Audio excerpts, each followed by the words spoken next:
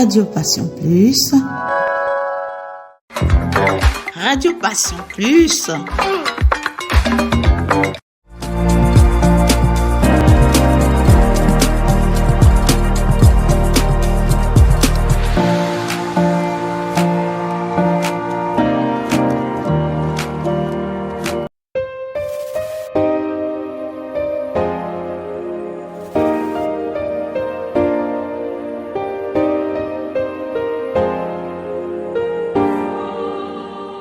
Bonjour et bienvenue sur Radio Passion Plus, la voix numéro 1 des femmes.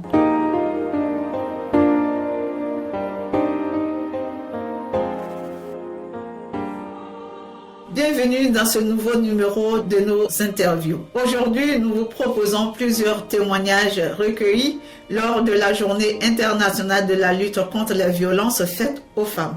Déjà, sachez que les violences faites aux femmes peuvent être physiques, psychologiques, économiques ou sexuelles. Ces violences demeurent un problème social, mondial, impactant chaque aspect de la vie des victimes. Ces victimes sont des femmes de toutes origines et de tous milieux sociaux. En dépit de nombreuses campagnes de sensibilisation, les chiffres sont alarmants. Chaque année, des millions de femmes subissent des violences domestiques, des agressions sexuelles, des mutilations génitales ou des discriminations, souvent en raison de leur genre. À travers donc cette compilation d'interviews, nous souhaitons apporter un éclairage humain sur ce phénomène, sensibiliser davantage à l'importance de l'unité collective dans cette lutte, mais aussi encourager le soutien et l'empathie nécessaires pour un véritable changement. Nous vous invitons à découvrir plusieurs témoignages recueillis lors de la Journée internationale de la lutte contre les violences faites aux femmes du 27 novembre 2024 à l'espace culturel de Drancy, organisé par M. Benjamin Jusca, intervenant social en commissariat de la mairie de Drancy.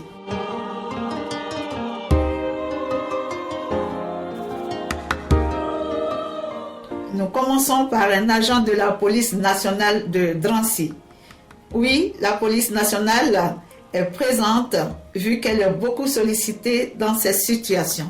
Moi, c'est Monsieur Catalan Marvin. Donc, je suis gardien de la paix au commissariat de Drancy. Je travaille spécialement dans la brigade locale de la protection de la famille, donc la BLPF. Voilà, ça consiste tout ce qui est violence conjugale, tout ce qui se rapporte au viol, aux agressions sexuelles, aux attouchements sexuels, et notamment tout ce qui fait partie du scolaire sur les mineurs, voilà. Aujourd'hui, qu'est-ce que vous avez déjà à votre actif? Depuis ce matin, on a de nombreux jeunes, donc des collèges, des lycéens. Voilà, les jeunes, ils sont un peu dans la curiosité du métier. Bon, ils essayent de distinguer entre police municipale, police nationale. Nous, notre but sur le forum d'aujourd'hui, voilà, c'est de les réorienter sur le concept du forum d'aujourd'hui, notamment la lutte contre la violence envers les femmes. Donc voilà, après on a des fascicules qu'on leur donne, qu'on leur offre, et puis on leur répond aux diverses questions qu'ils ont. Au niveau de Drancy, voyez-vous qu'il y a autant de violence contre les femmes? Au niveau de Drancy, je trouve quand même qu'il y a pas mal de violence. On est pas mal sollicité, et dans le 93 notamment, mais oui, c'est vrai qu'à Drancy, on est pas mal sollicité pour les violences conjugales. À partir de cet événement aujourd'hui, que comptez-vous faire en plus déjà de ce que vous faites? Je dirais c'est la continuité en fait de ce qu'on fait un peu tous les jours. Vu que là, on a un public jeune, donc on va dire qu'on est là pour sensibiliser et faire comprendre aux jeunes dès leur plus jeune âge comment procéder par rapport à des choses de violence dont ils peuvent être victimes, les informer sur les informations qu'ils n'ont pas forcément au sein des établissements. Nous poursuivons pour atterrir sur le stand de la police municipale de Drancy. Écoutez, moi je suis donc effectivement fonctionnaire à la police municipale de Drancy, je suis chef de service et effectivement pour la journée d'aujourd'hui, donc j'anime un stand mobilisé pour les violences faites aux femmes. Nous on est présents à cet événement parce que les violences conjugales donc font partie non pas du quotidien mais de notre métier. Ce sont des interventions auxquelles les agents sont très fréquemment appelés à intervenir. Donc très fréquemment les agents donc traitent ce genre d'intervention-là, que ça soit juste pour des personnes qui se présentent au service et qui signalent des faits ou carrément des appels qu'on reçoit au service ou même sur la public pour des violences en cours. Donc, pour le coup, les agents interviennent et suite à leurs interventions, donc interpellent les auteurs des faits. Et ensuite, Drancy, pensez-vous que les violences faites aux femmes se multiplient ou alors il y a un peu moins de plaintes? Alors, est-ce qu'elles se multiplient? Ça, je ne serais pas en mesure de vous le dire parce que ça nécessite d'avoir un recul assez important. Je n'ai pas ce recul à vous dire. Par contre, ce que je peux vous dire, c'est qu'elles sont bien présentes. Elles font bien partie de la société d'aujourd'hui et que en 2024, je pense qu'on a suffisamment de moyens normalement pour les appliquer. Pour appliquer ces moyens de manière à ce que ces faits de violence baissent, ou en tout cas à dissuader les auteurs. On a des doigts qui sont suffisamment étayés par rapport à ça. Il y a juste simplement à avoir une application pénale. Après, c'est la magistrature qui reste qu'elle a traité, mais il y a juste à appliquer concrètement les lois, faire le nécessaire, et ces faits de violence se réduisent. C'est le cas en Espagne. Le gouvernement espagnol a pris vraiment à bras le corps ce problème-là, et pour le coup, ils font pas du tout cadeau aux auteurs en fait. Alors non pas que en France ça soit le cas. Je dis pas qu'il y a quelques qui sont faits, mais c'est vraiment en tout cas un problème qui est pris à bras le cœur en Espagne. Et en France, on a suffisamment d'outils juridiques, de moyens également matériels, comme les téléphones grand danger qui sont présents, qui existent, pour éviter que systématiquement on entend des drames dans les médias. Quand on a des personnes qui viennent nous signaler des faits là, souvent c'est parce que les faits viennent de se commettre, que ce soit pour des violences conjugales ou même parfois des faits de viol. La première chose qu'on fait à la santé, c'est de réconforter la personne. En tout cas, lui donner ce dont elle a besoin. Si on a la chance d'avoir un effectif de police féminin avec nous, on va plutôt laisser cet effectif féminin être au contact de cette personne-là, parce que se dit, je pense que justement, que une personne qui vient de subir des violences de la part d'un homme n'a pas forcément envie de voir une personne de sexe masculin présent, plutôt une femme. Donc, on a du contact féminin et le contact féminin fait beaucoup. Ça facilite la parole, ça facilite l'échange, et à l'instant T, je dis bien à l'instant T, ça réconforte, parce qu'on n'est pas là pour savoir ce qui se passe au fond de la personne, ce qu'elle a vécu malheureusement, et c'est un impact que nous ne pouvons pas apaiser, mais en tout cas à l'instant T, voilà, c'est calmer la personne, et puis une fois qu'on pourra la calmer, là, on pourra l'orienter. Calmer la personne, ça passe aussi par notre comportement sur la public. Qu'est-ce qu'on va faire par rapport à l'auteur? Parce que si toutefois on intervient et que pour le coup on n'interpelle pas l'auteur, comment calmer une personne alors que l'auteur des faits lui-même est encore présent? Donc depuis quelques années, on n'a plus besoin de la plainte de la victime pour intervenir, interpeller l'auteur, ce qui fait que dès qu'on a des violences qui sont constatées, peu importe une infraction qu'elle soit délictuelle ou criminelle, dès qu'on a une infraction du genre constatée et pénalement du coup répréhensible, on interpelle l'auteur, et c'est déjà une chose qui concourt en introduction à ce que cette personne ensuite soit réorientée. Parce que, à mon sens, on ne peut pas dire qu'on va orienter une personne, mais qu'en amont, on ne fait pas tout ce qui est travail d'apaisement et de démontrer une efficacité professionnelle. Ça, c'est pour l'introduction. Maintenant, le travail d'orientation, ça va passer en premier par une plainte. Systématiquement, on va orienter ces personnes vers le commissariat le plus proche, en tout cas où elle a accès, pour déposer plainte. Absolument, parce que déposer plainte permet justement d'ouvrir une procédure judiciaire, permet vraiment de montrer qu'il y a une partie qui se constitue civile, et que vraiment il y a eu vraiment une personne qui a été impactée, et pour le coup qui souhaite déposer plainte, se manifester devant la justice. Ça, c'est un premier fait. Puis ensuite, on a des structures au sein de la commune qui sont en mesure en tout cas d'accueillir ces femmes. On a le conseil des devoirs de la famille, donc ça c'est une structure au sein de la police municipale qui va traiter de ce genre de difficultés-là. Donc il y a une possibilité de les orienter, et puis on a aussi la mairie de Drancy qui a deux structures diverses qui traitent ce genre de problème-là. Je continue de faire le tour des tables. Là, je suis au stand de l'association Femmes pour le dire, Femmes pour agir. Vous voulez dire quoi? Vous voulez agir comment? Alors, déjà, bonjour à vos auditeurs. Je suis Chantal Rialin, la présidente de Femmes pour le dire, Femmes pour agir. Je suis la présidente de cette association depuis maintenant 4 ans. Et cette association a vu le jour en 2003 sous l'égide de Maudy Pio, qui est sa fondatrice, qui malheureusement nous a quittés en 2017. Femmes pour le dire, Femmes pour agir promeut la citoyenneté des femmes en situation de handicap et lutte contre les violences faites aux femmes handicapées, puisque aujourd'hui, malheureusement, c'est un fléau qui est de plus en plus présent. Les coups de violence femmes handicapées de FDFA, c'est le 01 40 47 06 06. Donc, Femmes pour le dire, Femmes pour agir exerce une activité au sein de Paris 15e. Nous offrons aux personnes des permanences sociales, écrivains publics, juridiques et psychologues, auxquels s'ajoutent des ateliers pour permettre aux femmes qui nous rejoignent et qui adhèrent à l'association de participer à des ateliers informatiques, bien-être, yoga ou shiatsu et un jardin littéraire également en visioconférence puisque des personnes ne peuvent plus se déplacer pour venir à l'association. Parallèlement à ça, nous avons une personne chargée du plaidoyer sur la France, l'Europe et l'international à l'ONU pour nous aider à parfaire toutes les lois concernant les personnes handicapées. FDFA est une association laïque, abolitionniste, universaliste, et nous luttons contre toutes les discriminations et contre la marchandisation des corps des femmes et des enfants, mais également, chose qui s'entend beaucoup moins, de plus en plus aussi de corps des hommes. Donc notre volonté, c'est de poursuivre l'œuvre de Modipio et également de pouvoir mettre en place des services supplémentaires, sachant que à l'avenir va se poser un autre problème, c'est le vieillissement des personnes handicapées et du vieillissement aussi très souvent pour ces femmes vieillissantes.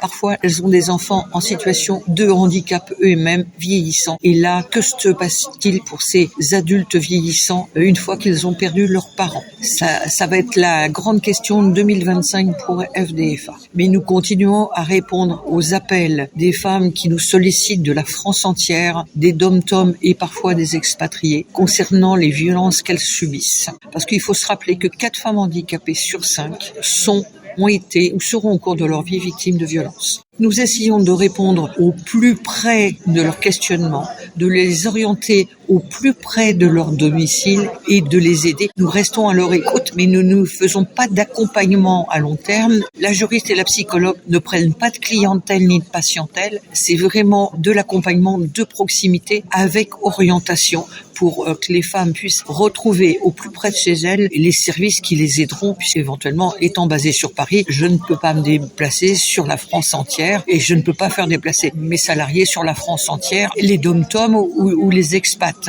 On aimerait bien, mais on n'a pas assez de sous. Aujourd'hui, la violence faite aux femmes et la protection des femmes en situation de handicap est loin d'être au plus haut point. Dans tous les colloques et les observatoires, malheureusement, les femmes en situation de handicap sont les éternelles oubliées. Elles sont silencieuses, invisibles, que nos hommes politiques prennent à bras-le-corps cette question. Aujourd'hui, bien sûr, il y a des lieux pour accueillir les femmes victimes de violences et c'est vrai qu'il y a des très belles réalisations, mais à ce jour, aucune réalisation pour les femmes en situation de violence conjugale et il n'y a pas de lieu pour les accueillir et des personnels qui ne sont pas assez formés. En matière de justice, nous pouvons déplorer que l'ensemble des plaintes soient à plus de 80% classées sans suite. Et il faut vraiment aujourd'hui qu'on prenne en compte la souffrance de l'ensemble de ces femmes. Parce que une chose dont on ne parle pas à l'heure actuelle, c'est aussi les suicides. Suite à des violences, les femmes, très souvent, quand elles ne sont plus entendues, finissent par mettre fin à leur jour et entraînent avec elles très souvent leurs enfants. Ça fait parfois la une des journaux, parfois pas. Mais c'est quand même le plus gros souci. Donc, Femme FDFA a besoin de votre... est là pour vous écouter, vous entendre. Je redonne le numéro de la ligne d'écoute, le 01 40 47 06 06. Nous avons besoin de vous. Si vous avez des compétences merveilleuses pour faire des ateliers, nous sommes preneurs d'idées. Comment vous pouvez nous aider? Et puis, si autour de vous, surtout, vous avez des femmes en situation de handicap, que vous avez connaissance qu'elles sont victimes de violences, que ça soit par les conjoints, par la famille, à domicile, ou par les institutions, n'hésitez pas à nous faire remonter cette information parce que plus nous serons nombreux à agir, plus nous aurons une chance d'éradiquer cette violence faite aux femmes handicapées. C'est un beau travail et aujourd'hui vous êtes à cet événement. Quelles sont vos impressions? Oui, aujourd'hui, je suis sur cet événement de Drancy. Nous avons aussi de la sensibilisation sur différents lieux, dans différentes communes, sur Paris, autour de Paris et voire même en province. Aujourd'hui, faire de la prévention auprès des jeunes, c'est l'arme la plus évidente que nous pouvons avoir. Arrêtons de faire de la répression. Si nous faisions plus de prévention, peut-être y aurait-il moins de violence. Mais la société est devenue tellement violente qu'aujourd'hui, c'est un moyen de se défouler la violence envers les femmes et surtout envers les plus faibles. Donc si on peut faire déjà de la prévention dès l'école maternelle et que ça se poursuive par la suite, peut-être que nous arriverons à avoir moins de violence après. Le handicap est faux, t'as pas de chance, mais c'est pas pour autant qu'on doit servir de punching ball aux hommes machistes, aux hommes ou aux femmes avides de pouvoir et de domination. Nous avons tous des compétences et c'est ensemble que nous pourrons construire une meilleure société. Si il y a des femmes qui ont envie d'être à vos côtés pour mener cette bataille avec vous comme bénévoles, comment est-ce qu'elles font? Elles nous envoient un mail à contact@fdfa.fr. Elles nous disent soit qu'elles veulent devenir bénévoles, soit qu'elles peuvent proposer des ateliers pour faire des activités, que ce soit des ateliers créatifs, des ateliers de couture. On a des machines à coudre qui seront enfermées dans un placard. Peut-être que si des gens veulent apprendre à certaines personnes handicapées à faire de la couture, des choses comme ça, écoutez, elles seront les bienvenues. La cotisation à l'association n'est pas très chère, elle est à 40 € l'année, mais on essaye de faire ça dans la bonne humeur, on essaye d'offrir des séances agréables et des temps de partage. Là, le 28 novembre, nous allons mettre en place le premier café citoyenne et j'espère en avoir de nombreuses avec de nombreux invités durant l'année 2025. Puisque sur la fin de l'année 2024, je ferai un café citoyenne avec les adhérentes, un café citoyenne de Noël où on se retrouvera juste avant les fêtes. Voilà ce que je voulais vous dire.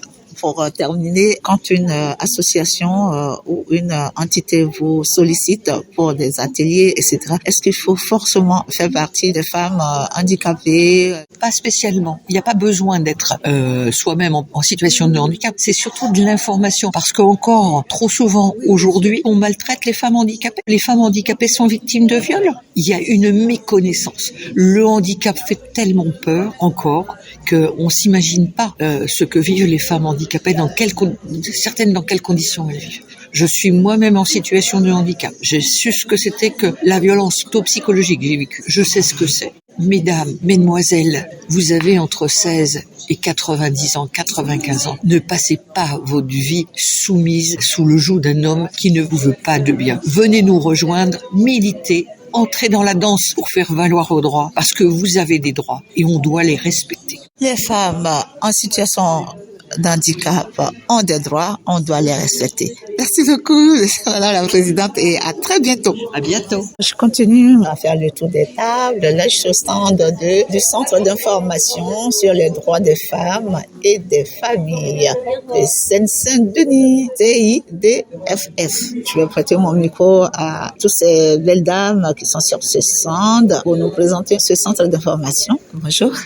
Bonjour. Alors moi, je suis une des juristes du CIDFF 93. Donc nous, notre association, c'est une association qui est essentiellement composée de juristes et qui fait de l'accès au droit. Donc nous recevons le public sur de nombreuses permanences du 93 dans de nombreuses villes. Et donc nous couvrons la ville de Drancy. La spécificité du CIDFF, c'est en plus de faire de l'accès au droit, nous avons des permanences qui sont consacrées aux femmes victimes de violences et à leur accompagnement juridique. Donc nous recevons des femmes victimes de violences à différents stades de leur vie ou de leur procédure. Certaines n'ont jamais parlé de violence, d'autres ont déjà commencé leur procédure. Et nous, en fait, nous les recevons, on les accompagne dans leur démarche en leur expliquant leurs droits et puis aussi pour les réorienter. L'accompagnement d'une femme victime de violence, ça se fait sur plusieurs niveaux. Ça va être l'accès au droit, le social, le travail, le psychologique. Donc nous, après, on va aussi également réorienter ces personnes pour qu'elles trouvent un accompagnement psychologique ou un accompagnement pour l'emploi. Et donc le CIDFF, c'est essentiellement des juristes et on a aussi 2 conseillères emploi qui sont là et qui accompagnent aussi les dames. Vous êtes à cet événement aujourd'hui. Quelles sont vos impressions? C'est la 3e année, on y est tous les ans, donc c'est toujours effectivement le même travail où on reçoit le public, les gens viennent nous poser des questions, viennent s'informer de qui on est, et puis en fait l'idée là, cette journée-là, c'est de mieux faire connaître notre association et les autres associations et tout le réseau qui existe sur Drancy pour que les gens soient armés, les dames puissent être armées quand elles ont besoin effectivement d'avoir des informations quelles qu'elles soient et de sortir des violences. Ça fait la 3e année années consécutives. À votre avis, est-ce que cette année, il y a eu plus d'engouement, plus de personnes?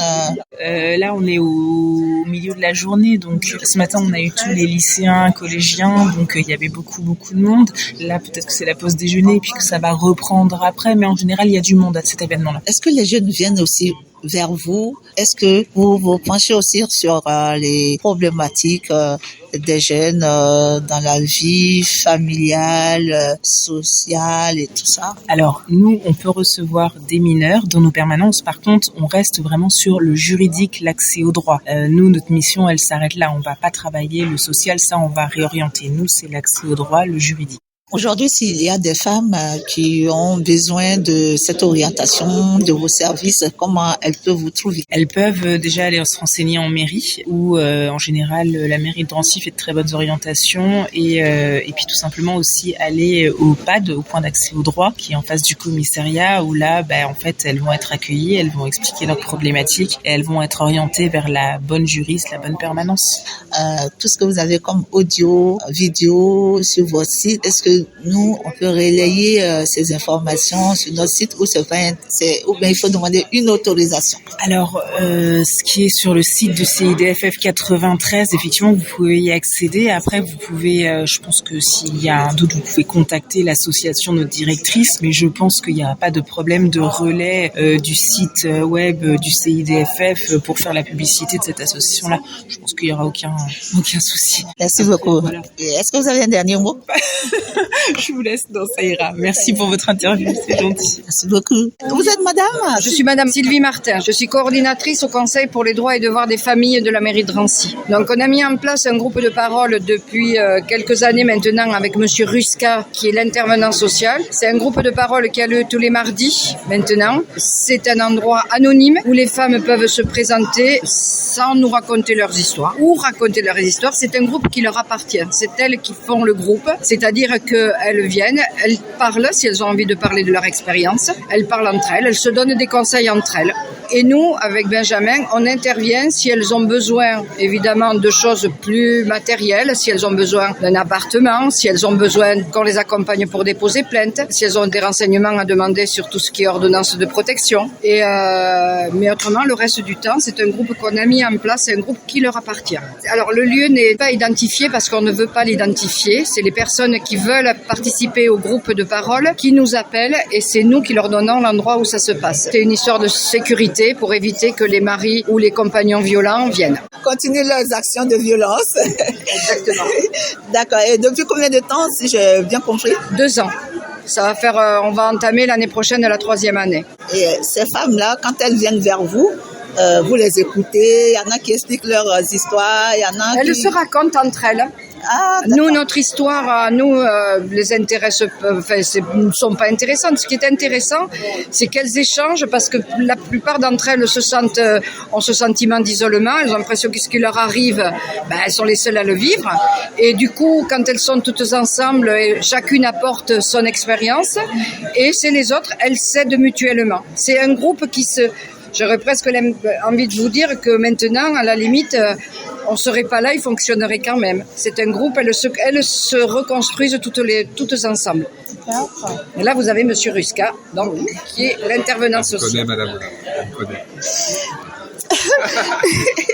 Monsieur Ruska, je le laisse pour l'instant faire tout ça, voilà. Après, je le prendrai en aparté et puis on va faire une longue interview parce que avoir les hommes aux côtés des femmes, c'est vraiment, c'est louable. Alors justement, oui. Sachez, ça c'est important aussi de le savoir, c'est que quand l'intervenant social est parti, l'ancienne c'était une femme, est partie, le questionnement, alors moi Benjamin c'est quelqu'un que je connais depuis de longue date, mais plus de 20 ans.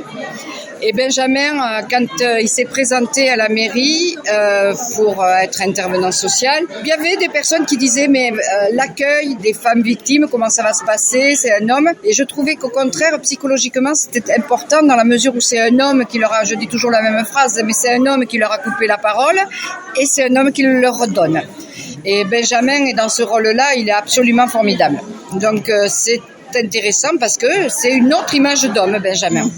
Du coup, cet événement, c'est vous qui l'avez organisé? C'est la politique de la ville qui l'organise, mais il faut quand même rendre à César ce qui lui appartient. Monsieur Rusca, Benjamin, a beaucoup travaillé là-dedans. Parce que de formation, il est éducateur, et donc il connaît quand même beaucoup de monde, donc il faut quand même, surtout ce qui est organisation, et même on a reçu des élèves de différents collèges et lycées, et c'est lui qui a organisé ce genre de choses. Mais c'est quand même la politique de la ville, parce que c'est la 3e année maintenant que ce forum se tient.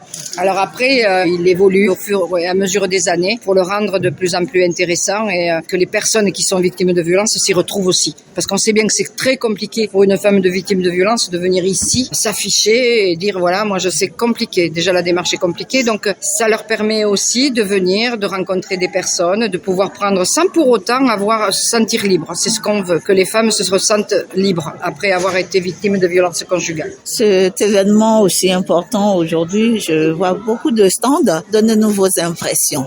Moi, je vais vous donner que des impressions positives, parce que moi, depuis tout le temps, moi, j'œuvre pour ce genre de choses, et je suis là pour qu'on rende la parole à ces femmes-là. Je m'occupe aussi de tout ce qui est parentalité et enfants, mais évidemment, c'est quelque chose sur les violences conjugales qui me touche particulièrement. Et je vois, et on a beaucoup de chance, parce que je vois les résultats et je vois l'évolution. C'est pour ça que c'est aussi important d'avoir reçu ce matin des collégiens et des lycéens, parce que je pense que ça commence aussi là, à leur expliquer le consentement, à expliquer les violences et la place de la femme dans la société. C'est ça qui est important. Vous finissez à quelle heure? Ce soir, Oui. 18h. Ça se termine par un footing avec Sine Qua Non, qui est je ne sais pas où. C'est une association de femmes qui font des courses à pied, qui veulent se réapproprier l'espace public. Et sur votre site, vous avez des podcasts? Tout ce qui est un peu modernité, communication, il faut voir El Grand Réfé. C'est Monsieur Rusca qui s'occupe un peu de tout ça. C'est lui qui fait beaucoup de choses. Est-ce que au-delà de femmes victimes, vous avez aussi des associations qui luttent pour ces femmes aussi? Nous, on a beaucoup travaillé avec le collectif contre les violences. On a fait venir Madame Piette, le médecin, qu'on a fait intervenir une fois auprès de notre groupe pour expliquer notamment le phénomène d'emprise. On a travaillé avec le commissariat, puisqu'on a fait venir le commissaire de police.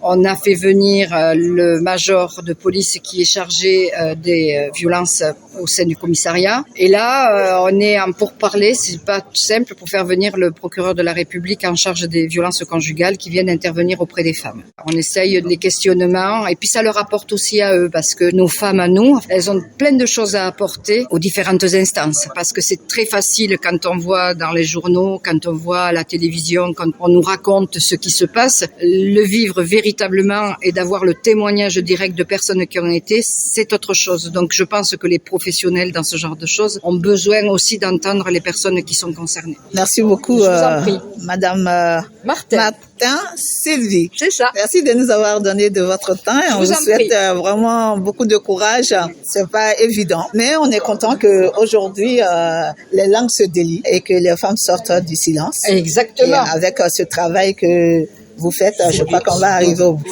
Bonne continuation, bon courage. Et on vous invite au studio de Radio Passion Plus. C'est le micro des femmes. N'hésitez pas à nous attendre. Avec plaisir, écoutez. Je rappelle que nous sommes à l'événement dédié à la lutte contre les violences faites aux femmes ce 27 novembre. À Drancy. Et je continue mon tour de table. Là, je suis au stand de la PMI en Seine-Saint-Denis. Alors, je vais passer mon micro à toutes ces personnes qui font ce travail merveilleux pour nous donner quelques détails par rapport à ce qu'ils font, à leur mission et surtout aussi relativement à cet événement. Bonjour, vous allez vous présenter amplement à nos auditrices, auditeurs et ensuite on saura qu'est-ce que vous faites, qu'est-ce que vous avez comme mission en Seine-Saint-Denis. Bonjour. Moi, je suis sage-femme en PMI, mais je suis sage-femme en santé sexuelle. En PMI, on a des sages-femmes qui font du suivi de grossesse, mais aussi des sages-femmes qui vont s'occuper de tout ce qui est santé sexuelle en général. Avant, on disait planification familiale. Maintenant, ça regroupe la santé sexuelle, plus de choses.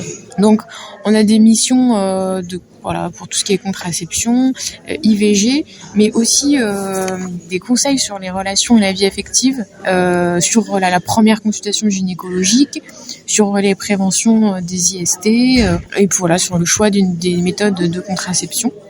Et on va aussi faire avec ma collègue des interventions en milieu scolaire pour l'éducation à la sexualité et à la vie affective.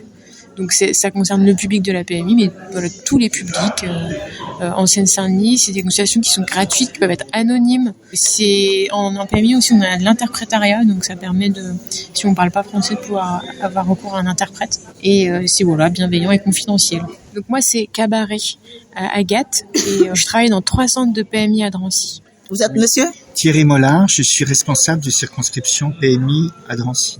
Alors peut-être je voudrais préciser très rapidement le rôle de la PMI. À Drancy, nous avons 6 centres de PMI, protection maternelle et infantile. Donc la protection infantile se décline dans nos centres à travers essentiellement des consultations médicales faites par les médecins avec les enfants et leurs familles jusqu'à l'âge de 6 ans. Vaccination, consultation médicale, conseils autour de la santé, par exemple, dépistage du handicap, entre autres. On fait aussi des visites à domicile auprès des familles avec enfants quand il y a besoin de conseils, d'accompagnement et que les personnes, pour X raisons, ne peuvent pas se déplacer. On a une mission aussi autour de la protection de l'enfance, donc d'accompagner les enfants, accompagner les victimes dans les situations, les familles dans les situations de protection de l'enfance, par la mise en situation des accompagnements par des éducateurs, des aides financières et un accompagnement rapproché par les services sociaux ou par le service de PMI. On a un rôle aussi, comme ma collègue l'a un petit peu abordé, autour de la protection maternelle.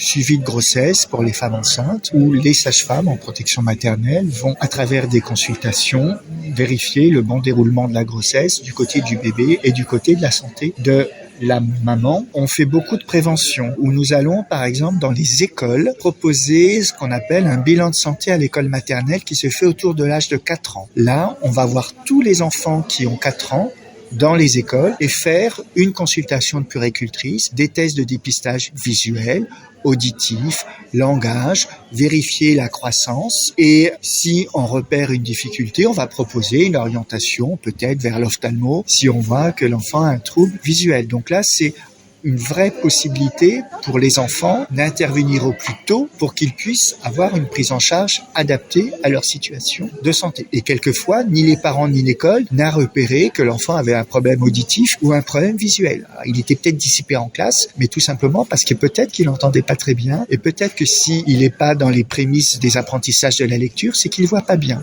mais que personne s'en était aperçu. Et là, tous les enfants de 4 ans sont vus. Donc c'est une formidable action de prévention. Et puis, il y a les actions autour de la planification familiale qui sont menées par la sage-femme, qui peuvent être menées par les médecins ou par la conseillère conjugale dans un certain nombre de situations. C'est que dans nos centres de PMI, les soins sont gratuits et que même si on n'a pas des droits ouverts, on peut venir. Voilà, même si on n'a pas la fameuse carte Amélie, la carte vitale. Et même, on va accompagner les parents pour une ouverture de droits, pour les aider à faire les démarches, pour qu'ils puissent avoir des droits ouverts. Et s'ils ont des droits ouverts, ils iront plus facilement vers le médecin, vers l'hôpital, pour se faire soigner. Je vois que vous êtes 3 sur ce stand. Dites-nous quel est votre rôle à la PMI. Bonjour, je m'appelle Andresa Vieira Santana. Je suis conseillère conjugale. Je viens de prendre mon poste à Drancy. Je vais travailler en binôme avec la sage-femme Madame Agathe Cabaret, où on va mettre en place des consultations que je peux recevoir femmes victimes de violence ou pour des conseils sur la contraception. On va faire d'interventions scolaires. Je peux recevoir des couples pour parler de leurs relations effectives, les rapports sexuels et aider les femmes dans leur choix de la contraception. Les consultations sont gratuites. Dites-nous concernant le planning familial, est-ce que vous avez de plus en plus de couples qui s'y intéressent? Je vais laisser ma collègue répondre parce que moi je viens de prendre mon poste, j'ai pas encore... Alors oui, en PMI, de plus en plus, il y a eu des postes vacants en PMI, donc il n'y avait pas forcément de médecins ou de sages-femmes qui faisaient de la planification familiale, donc ça regroupe surtout la contraception et les IVG en général. Mais là, on essaie de développer ça de plus en plus en PMI. Moi, ça fait depuis le mois de mars que je suis là et on a quand même beaucoup de demandes, surtout qu'à Drancy, il y a peu d'offres sur ce sujet, il y a peu de médecins ou de gynécologues. Moi, je fais poser toutes les contraceptions, les implants, les stérilés. On donne la pilule et on fait des IVG médicamenteuses jusqu'à 9 semaines d'aménorrhée. Je pense que ça pourrait être encore plus connu, mais on a quand même, oui, de la demande. Est-ce que vous avez un site où les femmes peuvent s'y rendre et puis prendre un peu plus d'informations aussi? Il y a un site, il y a le site du département qui regroupe toutes les PMI à Drancy. De toute façon, si vous appelez une PMI, si elles appellent pas la PMI où je consulte ou si Andresa consulte, les professionnels qui répondent au téléphone pour vous orienter vers les PMI qui font de la contraception, de la santé sexuelle ou des IVG. Donc, faut regarder sur le site du département de la Seine-Saint-Denis. Je pense que c'est ça qu'il faut faire. Je vois quelque chose sur votre table qui me frappe un peu. Oui. Le préservatif. Ça fait écho. Alors oui, on délivre des préservatifs en PMI. Ce qu'il faut savoir, c'est que les préservatifs maintenant sont gratuits parce qu'ils sont remboursés à 100% par l'assurance maladie. Donc voilà, il y a des distributeurs aussi de préservatifs, mais les femmes peuvent venir en consultation, on peut donner des ordonnances pour qu'elles puissent aller directement en pharmacie pour avoir des préservatifs. Et les préservatifs, il y en a aussi au féminin. Voilà, il y a des préservatifs féminins qui sont beaucoup moins connus, parce que peut-être aussi plus compliqué à mettre, voilà. Mais ça, c'est pareil, elles peuvent venir en PMI, par exemple, Andresa, elle peut s'occuper, d'expliquer comment on met un préservatif féminin, juste le fait de pouvoir le regarder. Sur votre site, est-ce que vous avez des podcasts, des audios ou alors des vidéos dont nous, en tant que radio, on peut faire passer sur nos antennes, si vous le permettez? Il y a un Instagram du département de Seine-Saint-Denis où il y a pas mal de vidéos. Que ce soit des documents papier, des documents vidéo, des documents audio, il faut en effet passer par le site du département. Sinon, vous pouvez contacter aussi directement un des centres de PMI qui vous orientera au bon endroit. Il y a des autorisations à demander, mais bien sûr, si ces documents ont été faits, c'est pour qu'ils puissent servir. Merci pour votre temps, merci pour tout ce que vous faites, et puis on se dit à très bientôt. Vous me verrez peut-être certainement aussi dans vos locaux. Je rappelle que nous sommes à l'événement de la lutte des violences faites aux femmes ce 27 novembre à Drancy. Je vais tourner mon micro vers une charmante dame qui est sur ce stand qui va se présenter à tous les auditrices auditeurs amplement. Bonjour madame. Bonjour. Donc je me présente, je m'appelle madame Ouldebraham Leila et je suis juriste au sein de l'association SOS Victimes 93. Donc l'association, c'est une association d'aide aux victimes d'infractions pénales. Donc on intervient sur tout le département du 93 et plus précisément à Drancy dans le cadre d'une permanence que je tiens au point justice Gisèle Halimi à Drancy. Mon rôle en tant que juriste, c'est d'informer les gens et de les accompagner. Donc je m'occupe de toutes les victimes d'infractions pénales. Une infraction pénale, c'est une atteinte aux biens et une atteinte aux personnes, que ça peut être un viol, des violences volontaires, agression, vol, ça peut être un accident de la circulation, ça peut être usurpation d'identité, escroquerie, abus de confiance. C'est dans ce cadre-là que je tiens la permanence. Mon rôle en tant que juriste spécialiste du droit, c'est d'informer les gens et de les accompagner tout au long de la procédure, de la plainte jusqu'à l'indemnisation. J'interviens et je suis les personnes. En fait, ça peut se dérouler avec plusieurs rendez-vous.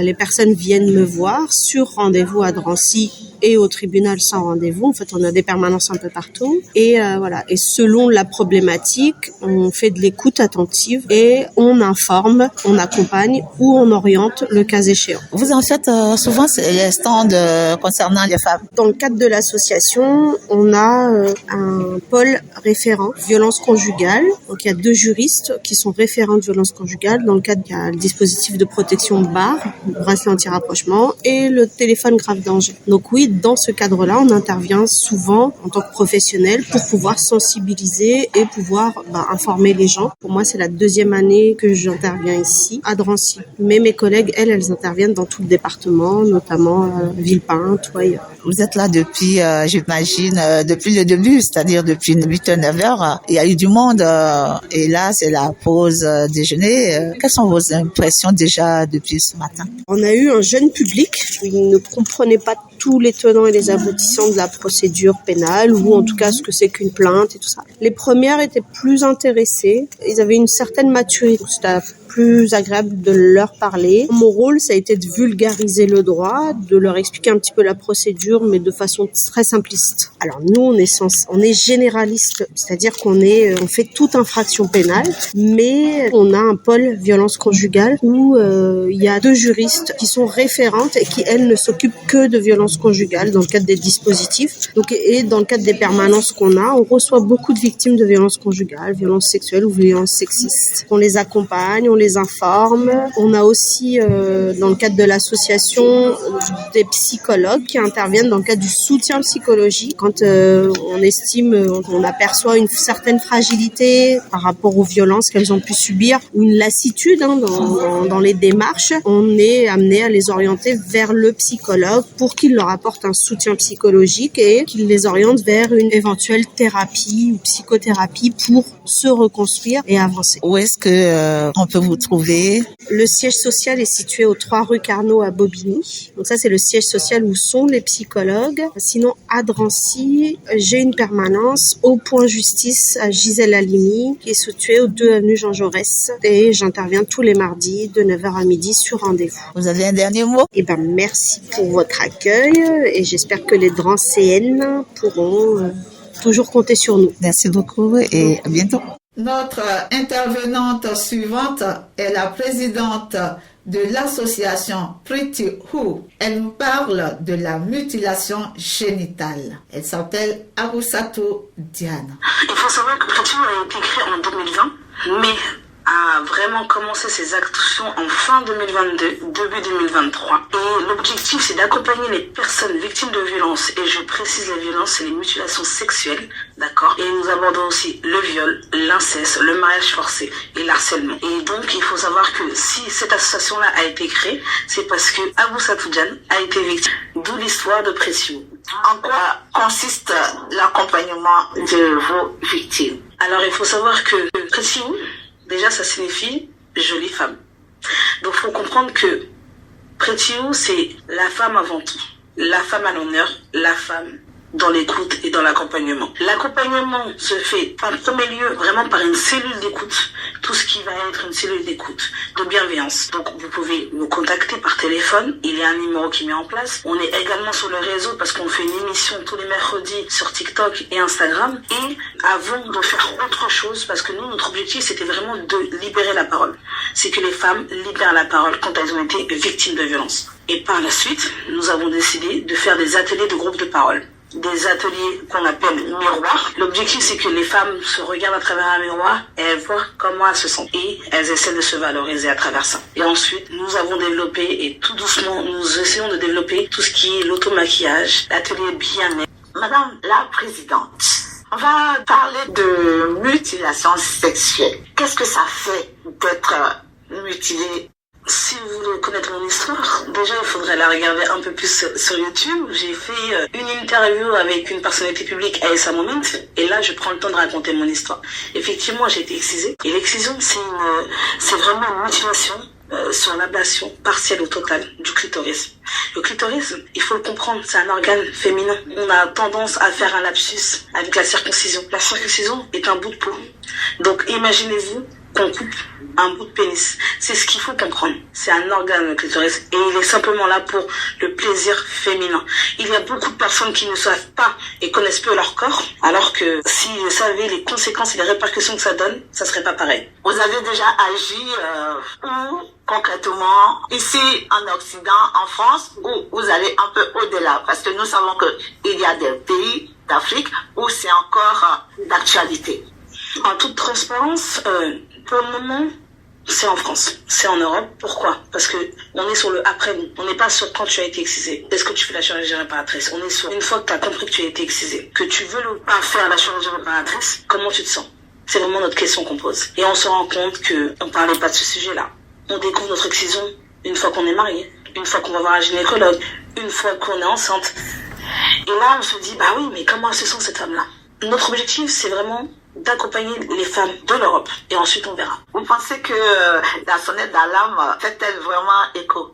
Alors oui, ça fait écho, parce que peut-être nous sommes basés à Drancy, nous sommes une petite association pour le moment, qui est en action régulièrement, mais vous commencez et vous allez nous découvrir. À Drancy, nous sommes dans d'autres collectifs d'associations, bien sûr, qui luttent pour vraiment l'arrêt total de l'excision, et les travaux sont bien menés. Déjà, si vous connaissez GAMS, qui était une très grande association, mais même un ONG, il y a aussi Excision Parlons-en. Donc nous sommes avec ce collectif-là, parce que eux, l'objectif, c'est vraiment l'arrêt. Mais le nôtre, on est beaucoup plus sur le bien-être. Mais c'est pas pour autant que on dénigre. Parce que tout le travail qu'ils mènent depuis des années, c'est une très grande avancée et il faut continuer de les soutenir, d'en parler et de sensibiliser. Non, on ne peut que vous souhaiter beaucoup de courage. Pour terminer, si vous avez un dernier mot, aussi dire à ceux qui vous écoutent comment vous joindre, comment vous rejoindre. Si vous voulez nous rejoindre, vous pouvez nous retrouver sur les réseaux. Instagram, TikTok, LinkedIn avec le nom Pretty You, comme vous l'entendez. À cette journée est également présente la Maison des femmes de Saint-Denis dans le 93. Docteur Aurore et Docteur Sophie nous expliquent comment ces femmes victimes sont prises en charge dans cette structure. Je suis Aurore Desbancs, médecin coordinatrice au sein de l'unité violence à la Maison des femmes de Saint-Denis. Bonjour, je suis Sophie Tellier, je suis médecin légiste et responsable de l'unité violence et de l'unité Coralis à la Maison des femmes de Saint-Denis. Aujourd'hui, il y a beaucoup de collégiens qui sont venus. On leur propose une présentation de ce qu'on fait à la Maison des femmes. Ça permet de discuter de sujets autour des violences qu'on traite à la Maison des femmes, des questions de sexualité, donc de santé sexuelle, d'IVG. Et on parle aussi de notre unité consacrée aux femmes victimes de viol et de mutilation sexuelle féminine. Les femmes ont le courage de venir vers vous, de se confier à vous. Alors oui, on a pas mal de femmes qui viennent avec plein de profils différents, qui peuvent être victimes de violences conjugales, intrafamiliales, même de violences parfois sur le parcours migratoire. On accueille à peu près 60 à 70 femmes par jour à la Maison des femmes. C'est à peu près 17 000 actes par an. Concrètement, que pensez-vous du cycle de la violence conjugale? Le cycle de la violence conjugale, on y est beaucoup confronté, particulièrement dans les violences conjugales quand même. Donc ça a un gros impact sur nos prises en charge parce qu'en fait c'est en fonction de la phase du cycle dans laquelle les femmes sont, ça va impacter leur accès aux soins. Par exemple, dans la phase de la lune de miel, c'est des femmes qui vont être pas du tout réceptives aux soins qu'on peut leur apporter. Par contre, quand il y a un climat de tension ou d'actes de violence, là c'est les femmes vont revenir vers nous. Et ensuite peut s'en suivre la phase de justification, la lune de miel, où les femmes, on les perd à ces moments-là et en fait il faut savoir s'adapter à ça. Donc ça fait nous on a beaucoup de consultations qui sont non honorées, où des femmes ne viennent plus pendant un moment, et il faut savoir accepter ça et se dire que en fait il va y avoir la phase de climat ou de tension qui va revenir et les femmes vont revenir vers le soin. Après, on a de violence. Quand les femmes arrivent vers nous, c'est généralement que le cycle de la violence est vraiment parfois assez installé et qu'il n'y a plus que le climat et de tension et violence. Donc, c'est des moments où elles sont plus réceptives aux soins. Mais c'est vrai que les femmes font parfois beaucoup d'allers-retours avant de quitter définitivement leur conjoint. Vous les orientez vers d'autres structures spécialisées. Après, vous avez d'autres partenaires vers qui vous les orientez. On a beaucoup de choses à la Maison des femmes. On a cette chance. On a une assistante sociale qui peut aider au niveau social. On a des permanences policières qui permettent qu'elles puissent déposer plainte à la Maison des femmes. On a des kinés, ostéos, psychomotriciennes pour prendre l'aspect psychocorporel. On a des permanences juridiques, administratives et d'emploi, donc qui sont en lien avec les associations. Mais bon, malgré tout ce qu'on peut proposer, on a vraiment parfois besoin de l'aide des autres associations. Donc on travaille en lien avec pas mal d'associations qui sont là aujourd'hui, notamment le CIDFF, les SOS Femmes 93, on a pas mal de relais vers ces structures qui nous accompagnent, notamment sur le plan juridique où on peut manquer un petit peu de données de prise en charge à la Maison des femmes. Ouais. C'est une problématique tellement complexe qui impacte toute la vie des femmes qu'une seule structure, même si on essaie de tout faire à la Maison des femmes, malheureusement, ou tant mieux pour elles, elles ont aussi besoin d'autres relais. On essaie de travailler vraiment en coopération avec toutes les autres associations qu'on a sur le 93. La Maison des femmes, aujourd'hui, elle est sectorisée, effectivement, pour les femmes qui résident sur le 93, pour ce qui est de l'accueil, je parle au sein de notre unité violence. Pourquoi? Parce qu'on a beaucoup de demandes et qu'avant, on n'était pas sectorisé et qu'on se retrouve vite dépassé. Et donc, du coup, on a été obligé de consacrer l'accueil à ces personnes résidentes sur le 93. Mais si jamais on a des femmes qui venaient à nous et qui ne résident pas dans le 93, on les oriente vers d'autres structures similaires à la nôtre, ou en fonction de leurs besoins, on peut les réorienter vers d'autres associations, des centres de psychotrauma, voilà. Comment est-ce qu'elles peuvent vous trouver? Quels sont vos contacts? Aujourd'hui, on a un site internet qui est très bien fait où il y a toutes les informations pour prendre contact avec la Maison des Femmes, que ce soit par la personne elle-même ou via des professionnels. Je pense par exemple aux médecins traitants. Ils peuvent remplir des fiches d'orientation vers notre structure. Et puis on a aussi une grosse activité au niveau des réseaux sociaux qui nous permet d'avoir une visibilité importante et de se faire connaître auprès des victimes qui jusqu'ici savent plutôt bien se saisir de ce système-là pour venir jusqu'à nous. Avez-vous un dernier mot à l'encontre de ces femmes qui souffrent même en silence? Déjà leur dire que il faut pas hésiter à sortir du silence et que c'est une démarche vraiment courageuse d'arriver à venir jusqu'à nous et que si elles viennent jusqu'à nous, on saura les prendre en charge et les accompagner au mieux. Merci beaucoup pour votre temps et rendez-vous sur Radio Passion Plus, la voix numéro 1 des femmes, Radio 2P. C'est avec l'Observatoire des violences envers les femmes de Seine-Saint-Denis, représentée ici par Madame Carole Barbelane-Bier, chargée de projet, et Madame Fatoumata Sako, secrétaire à ses côtés, que nous terminons nos entretiens. Il a été créé en 2002 et il a 5 missions. La première mission, c'est d'évaluer l'ampleur des violences faites aux femmes en Seine-Saint-Denis. Et pour cela, on met en place un certain nombre d'études. Il y a un état des lieux qui est fait chaque année. Et puis, on va choisir des thématiques sur lesquelles on va pouvoir aller plus loin. Par exemple, sur la question du mariage forcé, on vient de sortir une étude sur la question des féminicides et des femmes qui ont échappé au féminicide. On vient également de sortir une étude. Notre deuxième mission, c'est de former les professionnels de Seine-Saint-Denis, de former les jeunes de Seine-Saint-Denis. Et pour ça, on a un dispositif qui s'appelle Jeunes contre le sexisme. Et on travaille avec les collégiens de 4e et 3e. On travaille avec une trentaine de collèges par an. On va former aussi la population en participant à des colloques, des réunions comme celle-ci, aujourd'hui à Drancy.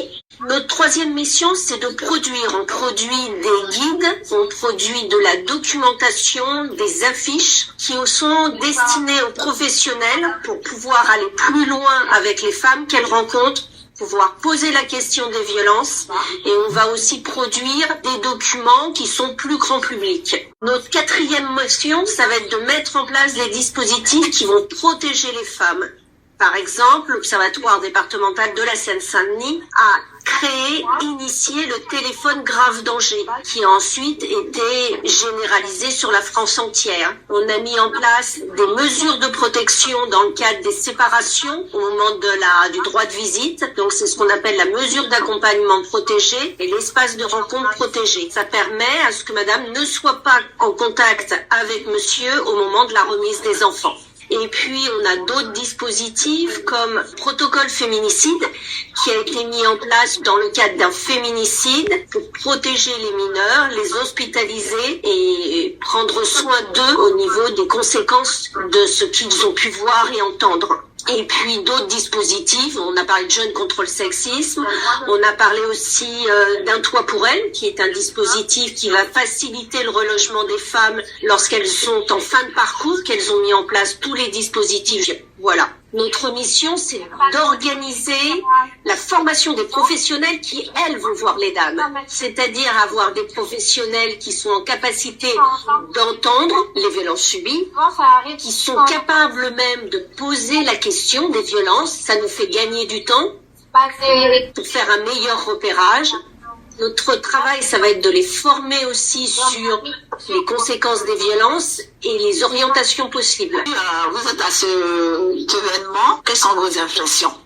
Ce matin, je vois beaucoup de jeunes et je pense que c'est primordial, c'est important et d'ailleurs, c'est ce que je disais tout à l'heure avec le dispositif Jeunes contre le sexisme. Le dispositif Jeunes contre le sexisme, l'idée c'est de sensibiliser les jeunes sur la question des comportements sexistes et violents, notamment dans les relations filles-garçons. C'est comment on travaille, comment on les intéresse à cette question, comment les filles vont pouvoir s'en emparer. Et aujourd'hui, c'est une journée importante parce qu'elles voient qu'autour de ce lieu, il y a plein de stands où elles peuvent demander de l'aide si elles en ont besoin, mais pas que, qu'elles puissent savoir qu'il y a des choses qui existent pour leur mère, pour leurs copines. Et puis les garçons de s'apercevoir que le côté bad boy, c'est pas forcément ce qu'il y a de mieux. Ils ont droit aussi d'être normales, à l'écoute d'eux. On leur demande pas d'être des super-héros, toujours forts et parfois très portés par les pairs avec des discussions un petit peu très stéréotypées, etc.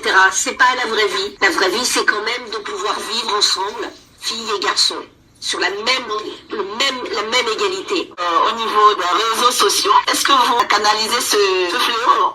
C'est la cyberviolence, c'est-à-dire de comprendre, et que ce soit bien dans la loi, que ce soit bien entendu par les magistrats, le contrôle dans le cadre des violences conjugales, comment intervient en fait le cyberharcèlement. Ça nous intéresse et on peut agir là-dessus.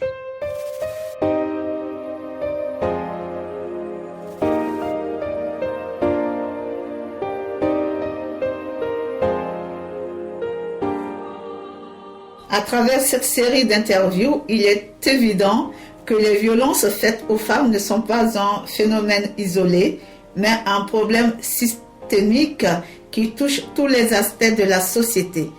Toutefois, il ressort aussi un message puissant d'espoir, celui de la résilience, de la solidarité et de la lutte constante. Chaque témoignage est un appel à la prise de conscience collective, à l'importance d'écouter, de soutenir et d'agir. Ces voix doivent résonner en l'occurrence dans notre société pour que demain, nous puissions enfin dire plus jamais ça.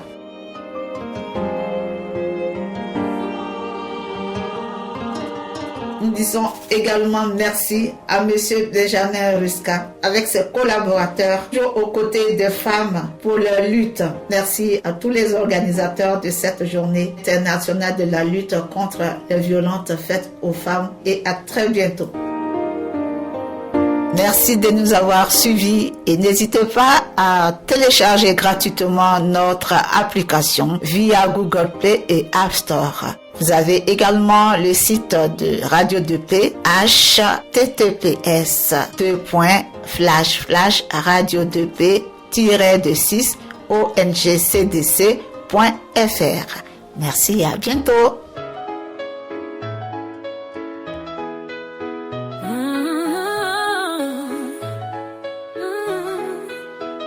Elles vivent dans l'ombre prisonnière des nuits, des mots comme des lames, des regards qui détruisent. Leurs corps sont marqués mais c'est l'âme qui saigne. Chaque jour un combat, chaque souffle une peine. Le silence est un mur, un poids sur leur voix. Leurs cris étouffés ne résonnent qu'en bas. Mais sous la douleur une force se dessine, une lumière fragile, une rage clandestine. Parle, crie, brise tes chaînes, ton courage efface leur haine. Elles ne plient plus, elles tiennent debout. Le silence se brise en cadence, leur voix résonne une délivrance. Plus jamais l'ombre, plus jamais la peur, elles construisent un monde à leur hauteur. À hauteur. Elles portent des coups qu'on ne voit jamais, des mots qui résonnent dans un cœur brisé. Elles ont connu les murs, les portes verrouillées, des prisons sans barreaux où les rêves sont noyés. Harcèlement, mépris, blessures qu'on ignore, des vies éclatées sous des cris sans décor. Mais sous leurs cicatrices, la vie fait son chemin. Chaque larme versée nourrit un lendemain. Parle, crie, brise tes chaînes, ton courage efface leur haine. Elles ne plient plus, elles tiennent debout, des guerrières sous chaque coup. Le silence se brise en cadence, leur voix résonne une délivrance. Plus jamais l'ombre, plus jamais la peur, elles construisent un monde à leur hauteur. Elles étaient seules, enfermées dans la nuit, mais leurs voix se rejoignent comme un feu qui grandit. Elles parlent pour celles qui n'osent encore, pour celles qui se cachent derrière des décors. Leurs mains se tendent, leurs cœurs s'unissent. Chaque mot prononcé transforme la justice. Elles ne sont plus des ombres, elles sont des éclats, des étoiles brillantes qui montrent la voie. Chaîne, ton courage efface leur haine. Elles ne plient plus, elles tiennent debout, des guerrières sous chaque coup. Le silence se brise en cadence, leur voix résonne une délivrance. Plus jamais l'ombre, plus jamais la peur, elles construisent un monde à leur hauteur. Il y a les coups qu'on cache sous la peau, les mots qui détruisent lancés comme des couteaux. Il y a les regards, les menaces, les cris, et ces silences lourds où l'espoir s'enfuient. À celles qui vivent encore dans le silence, vos voix sont des armes, briser leur violence. Chaque mot parlé fait tomber les murs, éclaire un chemin plus fort, plus sûr. Par le cri, brise tes chaînes, ton courage efface leur haine. Elles ne plient plus, elles tiennent debout, des guerrières sous chaque coup. Plus de silence, plus de douleur cachée, leur courage éclaire un monde libéré. Et pour celles qui sont tombées sous les coups, nous portons leur mémoire, nous luttons pour vous.